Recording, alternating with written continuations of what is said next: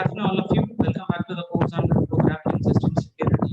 In our last session, we were discussing about the course outcome of the subject as well as overview of the subject. As well as in the second session, we discussed about the basic fundamental the terms which are related to what is mean by security, where the security can be applied, and we discussed about the different roles which are related to the security professions, right? This topology, cryptanalysis, and then cryptanalyst.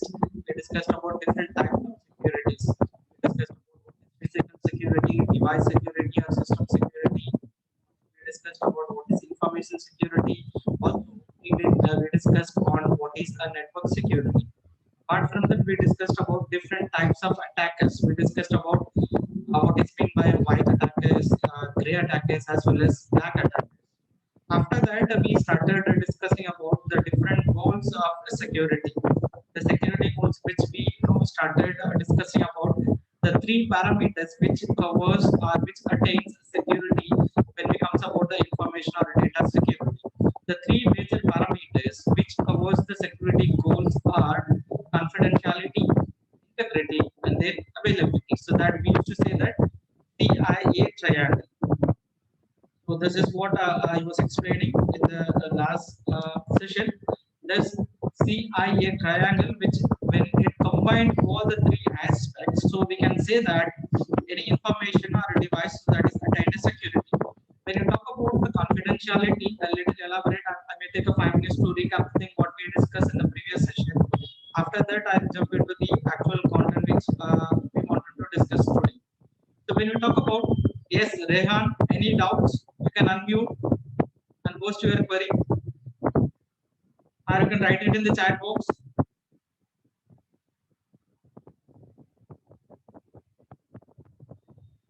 Any queries?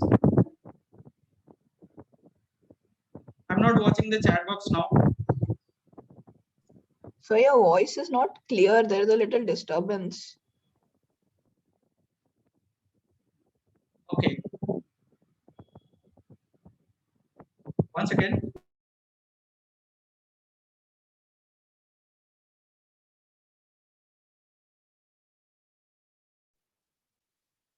Is it okay now? Yes. Okay. So I was explaining about the confidentiality factor. When we talk about the confidentiality, which is a privacy. So whenever if you are sending any information to other persons or receivers, if you are sending an email or WhatsApp messages or any media, any kind of information, that has to be delivered or that has to be read by the person who you are sending. Right? Suppose if I'm sending a message to my parent or my dad, the message has to be read only by my dad. Very similarly, so that is called a confidentiality or secrecy, I could say that, right? So how the secrecy can be achieved, again with help of the encryption technique. Also, we discussed about what is meant by encryption process, and then what is meant by decryption process, as well as what is plain text, cipher text, and then what is meant by key in the previous session. Right? The second factor is, so again, these are the tools which will use for a confidentiality, which will helps to attain a confidentiality when we are sending an information. The first one is encryption, and then access control, authentication, authorization, and then physical security. So also I explained about what is meant by encryption in detail in the last lectures.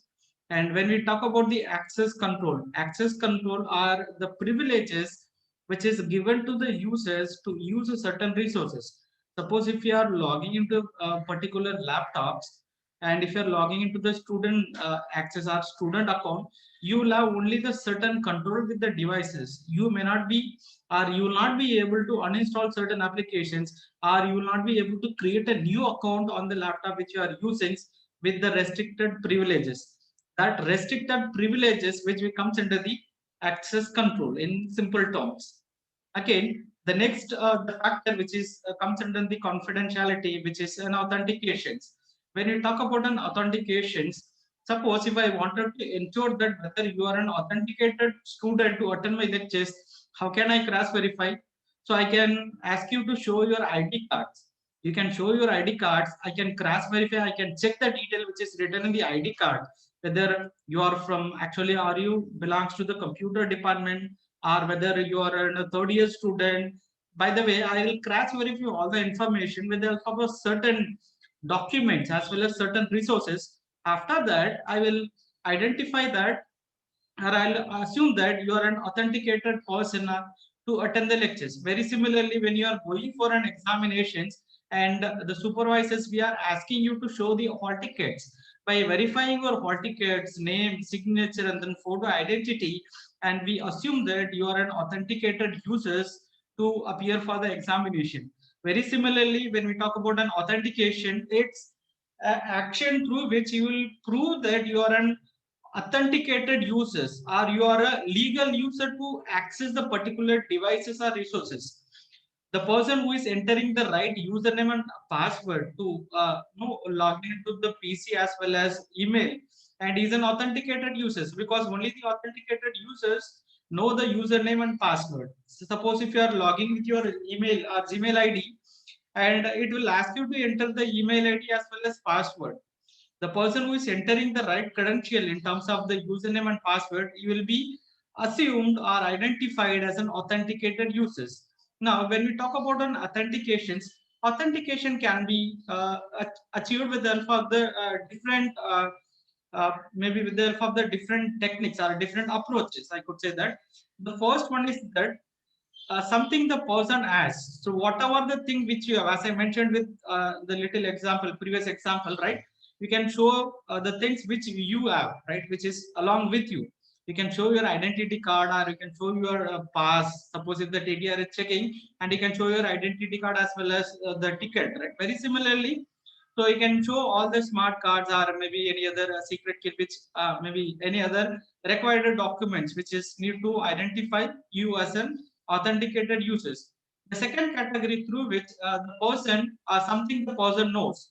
The first category is the person as, right, any devices or resources through which you can prove that. So, for example, in the college we are maintaining attendance system through which we are using RFID card. So where we will have the ID card, the ID card which is embedded with the RFID tag, right? Very similarly, in the administrative office, right, they have fixed an RFID reader. When you are placing the RFID tag near to the RFID reader, it will automatically read the tag which is present in my ID card. My attendance will be marked. So that is the person as. When it comes to the second approach, when we talk about the person knows, this is very similarly, if whatever the thing which you know, whatever the things, the password, if any other thing which you remember. So with the help of your password, you can prove that you are an authenticated user to use a particular devices. Say for example, if you are drawing the certain pin locks, I mean pattern locks, as well as pin number, maybe the ATM pin number or mobile pin number or Gmail password. So these are the second approaches which comes under the person knows. The third one is that something the person is. When you talk about, so if sometimes what will happen, suppose if I use the first two categories, suppose if I'm authenticated through the RFID tag as well as the password, there are chances that I may forget to bring my RFID tag or identity card in order to give my attendance. Apart from that, sometime I may forget a password or you may forget a password. So these are the two consequences when you are following the first approach. When it comes to the third one, the something the person is, which is completely depends on the biometric approaches. So for example, I can do authentication with help of what the thing which I am. I can give my authentication through my fingerprint as well as voice password, right? So as well as eye retina, as well as the palm print. So these are the some of the biometric authentication which comes under the category of something the person is. Now the advantage with the third category is that I no need to carry anything with me, right? Fingerprint, I go along wherever I go along with my all my fingerprint as well as eye retina, I'm going to carry with me, right? So which is present with me, right? So there is no need to worry about whether I may miss something, I may forget something. So this is what is meant by authentication. If you have any queries related to what is meant by authentication and the different approaches, quickly can write in the chat box. I'll be happy to answer for your queries.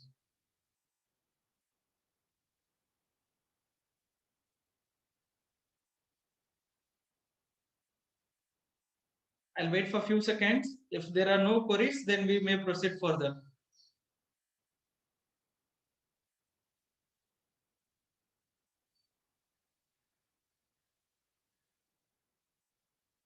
So I assume that the concept is very clear for all of you. There are two categories. The first one is that if you don't understand anything, then you not raise your query. The second category is that if you understand completely, in that case also you will not raise any queries. So in what way I should assume? Whether it is the second category you understood completely? Yes. Thank you, Anushka, for your reply. So I hope because of you all, I'm considering all of you understood the concept so that I can proceed with the further concepts. Okay, thank you. Thank you for your replies. And the next concept which comes under the confidentiality is that authorization, right? Again, see, when we talk about the authorization, which is very similar to an the access control, right? So you allow the certain authorities to do certain activities. Say, for example, right, you are allowed to do the installation where you have the certain, if you have given a file, so you will have only the read privileges, write privileges, or maybe no, you may not be able to update certain things, right, on the particular file.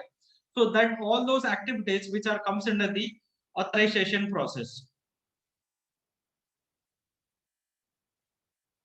The second important factor which comes under the security goals is an integrity. When you talk about the integrity, as I was explaining in the last lectures, integrity is something that through which, yes, Sheikh Ahmad, write your query in the chat box or unmute yourself.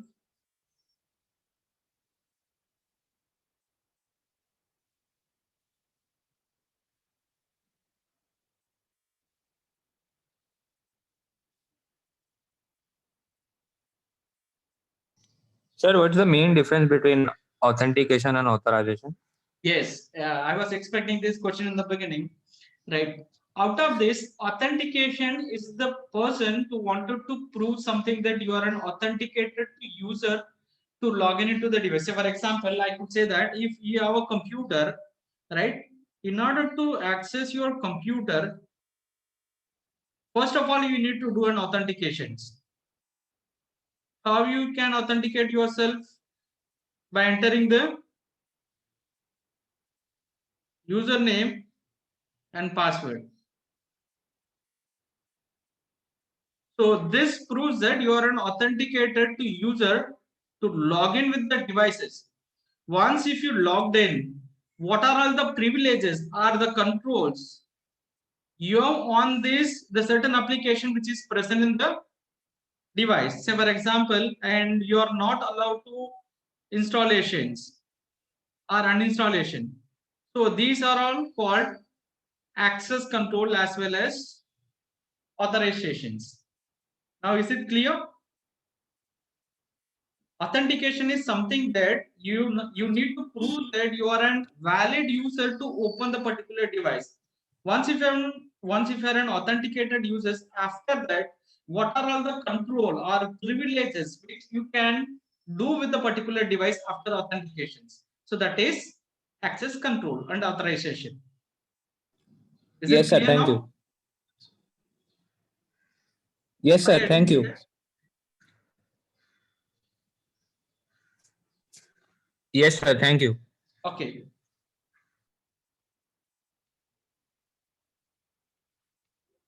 Okay. The second category is that which is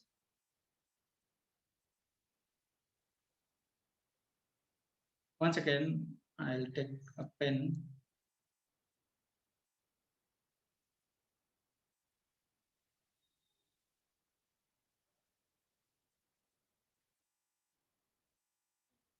Facing some.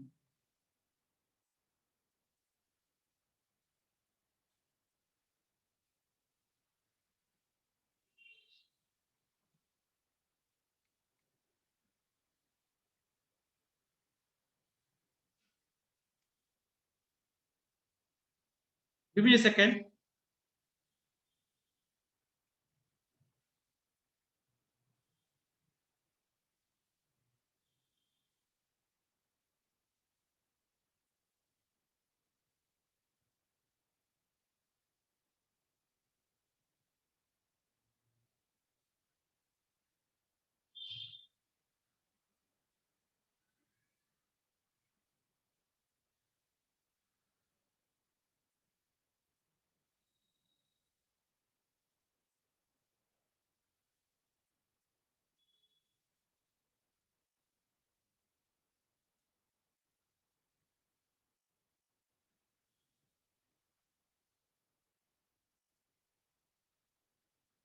Okay, sorry for the delay, and there are some technical issues.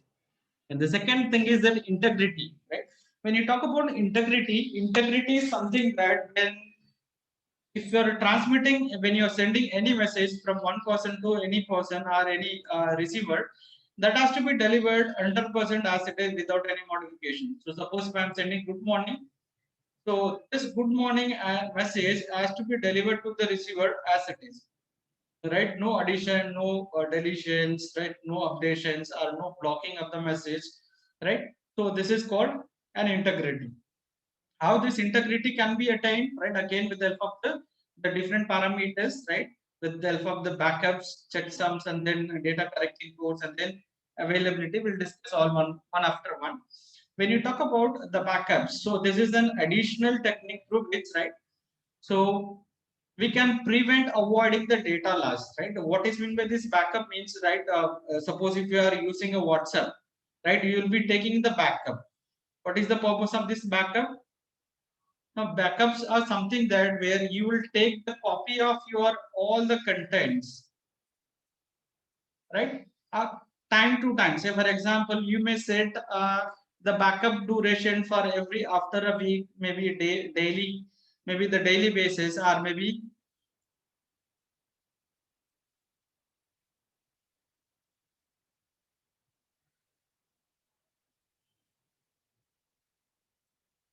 right. Maybe depends upon the time duration. Maybe it's every after a month you can take a backup.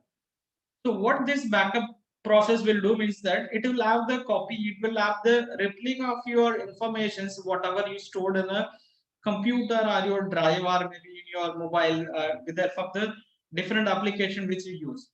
In case if you get any corruptions or any data loss with your devices, suppose if you lost any devices, it is simple. I could explain this with an applications. You are using WhatsApp in your mobile, right? But unexpectedly you lost your device.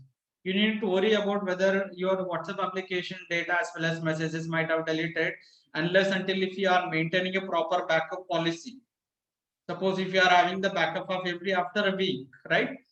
Now when you got a new mobile, right, and you can install the WhatsApp application and then you can have the option for backup, right? So with the help of the backup option, backup and restore option, right, whatever the information which is stored in the through the last backup, all those information which will be automatically embedded in your WhatsApp application. So this is the purpose of backups, right? So through that we can identify that whether the messages are delivered to the receiver without any modifications by comparing the informations. How this backup which will helps for integrity means, right? Both the data will be compared. Normally, how you will assume that the data are delivered without any modifications. Always, you need to compare the data with the two sources. One is source as well as the destinations. Very similarly, the second factor through which we can attain the integrity is that checksums. When you talk about this checksums, right, you might have studied in the data structures or maybe in yes, data structures, right, as well as the computer network. You would have studied about the checksums, right? The checksums are used. It's a numerical value used to verify the integrity of a particular file as well as data transfers. When you talk about the checksums, some mathematical calculation will be done on the information which you are transmitting. So these are some of the very similar with that the hash codes. When you download any files, you might have noticed that the hash verified. How many of you noticed this hash verified? Can anyone quickly write in the chat box? Let's assume that whether you heard it or not. What is meant by this hash verified? When you download any files or any softwares to your application, you might have gotten notice that hash verified, right? Simply I could explain this. What is this checksum means? Say for example, I'll say that along with my information, say for example, I wanted to transmit this information computer. Along with this, right, I'll do some computations here. Say for example, second letter, and then the fourth letter, and then sixth letter. So O, P, and then T. So this is the code. This can be called as a checksums or hash codes. It will use some mathematical calculations. Based on the calculations, whatever we are performing, hash code, checksum or hash code, this codes will be added with the actual information. What is my actual information? Which is computer. Along with this, I can add a 3-digit or 3 values of the checksums which I developed, I created. Now this entire information which will be transmitted to the receiver, computer, and followed by the OPT. Now, along with this information, I will share the formula or the function to the receiver. Suppose if the receiver is receiving this message, COMPUTER, and followed by OPT, I'll inform to the receiver that some of the mathematical calculation which are used, so that I'll convey him that my second letter, and then fourth letter, and then sixth letter from the input which you receive, and that has to be recalculated from the input which you receive. And so I'll identify, first of all, I'll inform that, so these are my 3-digit codes or 3-character code which is appended at the end. So first of all, this can be removed from, this can be separated from the actual information OPT which is received. Now, receiver will also receive this information COMPUTER. Also, sender will share the formula that these are the position of the character which is used to create the hash code or the checksums. So by receiving this information, again you will use the second character which is O, and then the fourth character P, and then sixth character T, which will be compared. Now this OPT which is calculated by the receiver, also this the code which has been received from the sender. So both these codes which are going to be compared. If the codes are matches, that means that it proves that the data which is attained the integrity during the data transmission, the bits are the data which is not at all changed, right? Now I took as a simple example with the different positions. When it comes to an actual checksum or bit code, each and every bit which is present in the complete message, which will be used for maybe the different mathematical operations like checksum as well as hash code. Even if there is a single bit changes in the actual information, you will get a completely different hash code. I hope it is clear. So by the way, the receiver will identify that, right, the integrity is achieved based on this backups as well as checksums. Very similarly, along with this, I can know which is resemble with the data error correcting as well as error detecting codes, right? So there are certain bits very similar to the checksum as well as hash code. Certain bits which will be used to identify whether the data consists of error or not. If the data has some errors which is transmitted from the sender side, that means that he will assume that the data which compromised is integrity. Is there any queries so far?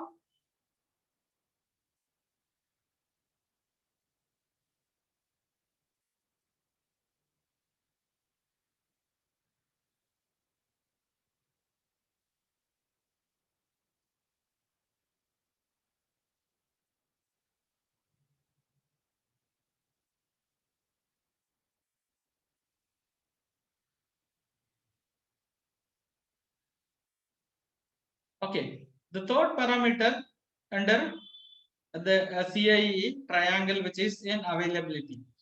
Availability means I was explaining. Suppose if you have if you are an authenticated users to use a particular resources, and if you are not able to use the resources.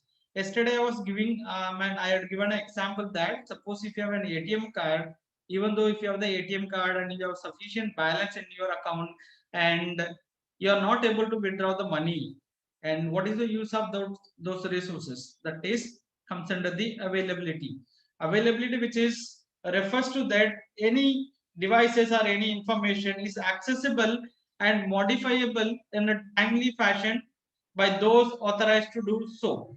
That means that if you have the certain access control with any information, say for example, if you are a database administrator, if you are a website developer, right, and if you are a programmer, you developed a model, and if you are not able to make modifications, and if you are not able to access certain the informations, even if you are the authorized users to access it, so that is called availability. That should be available at any time when the authorized users request to use it, right? Now, what is the only way through which, right, again, there are some tools which helps to use for availability, which is the physical protections, right, where as well as we can physically you can product the certain resources systems, right, as well as the computational redundancies, right, maybe if any mathematical errors or any technical errors, right, so you always should have the proper the redundancy techniques. When you talk about the redundancy, normally what you would have studied in the database, or you are going to study in the, have you studied the database or not? Dependencies, redundant area of index disk, area ID concepts,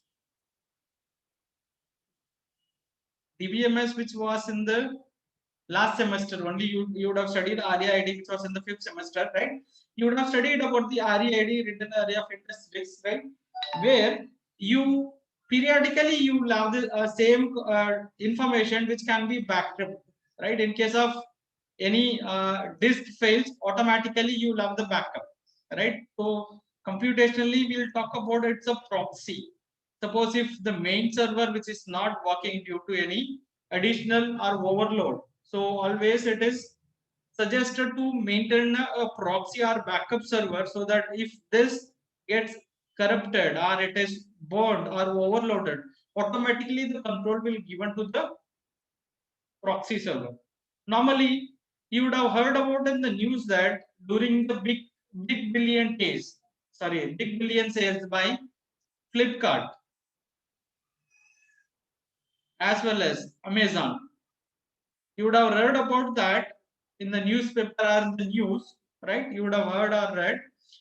So because of the huge number of clients or the customer, they wanted to order large amount of orders at the same times, the server got crashed. How many of you read this information? Heard about this information?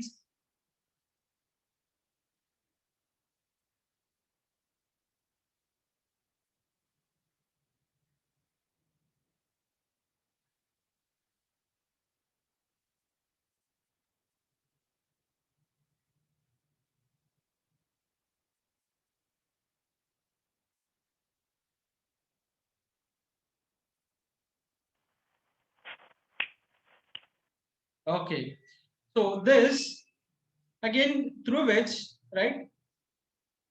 So when we talk about the availability, even if there are number of customer or number of users increases to get a particular services, right?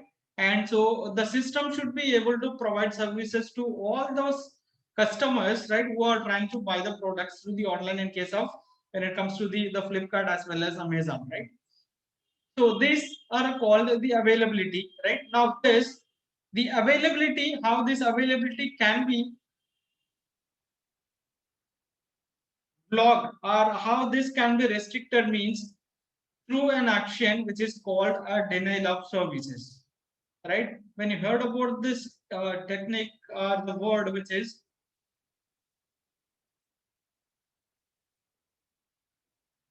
denial of services, means sometimes what will happen, your server will be completely busy with the other tasks, right? So you are an authorized user to access the particular request from the server, right? But the server will be completely busy with the other activities. So if it is really the actual request or actual task, that is okay. But if the server is completely busy with the anonymous requests or millions of requests, the requests which are completely posted by the attackers or hackers, so that is called denial of services. That means that some users or some people or some persons, right, they'll be making this denial of services to avoid or to block the access of the particular resources to a particular user. So this is called a denial of service, right? I hope it is clear now. So you would have understood all the three factors which are forming a security goals, which is CIA: confidentiality, integrity, and then availability. When you talk about the confidentiality, it also can be called as a secrecy. Other than the authorized users, nobody should read the message what you are sending. The second one is that integrity. The data has to be delivered to the users without any modification, or I could say that the data has to be delivered to the receiver 100% as sent by the sender. The third parameter, which is availability. Availability refers to that the resources should be available at any time for the authenticated or authorized users in order to get some or in order to perform any task or services, right? So all these the three parameters which will commonly form a security goals. Any queries? Quickly you can write in the chat box.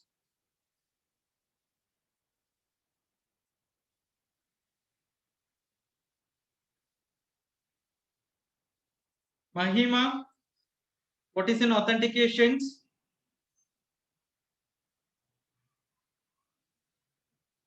Mahima Patel. If you are not answering or if you are writing the answers in the chat box, you will be marked straight away absent.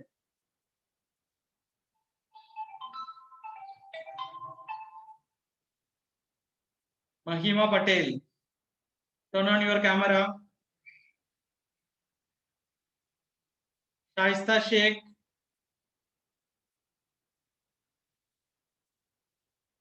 What is access control? See, when professor started asking question, everyone started leaving from the meeting. I don't understand what logic is it.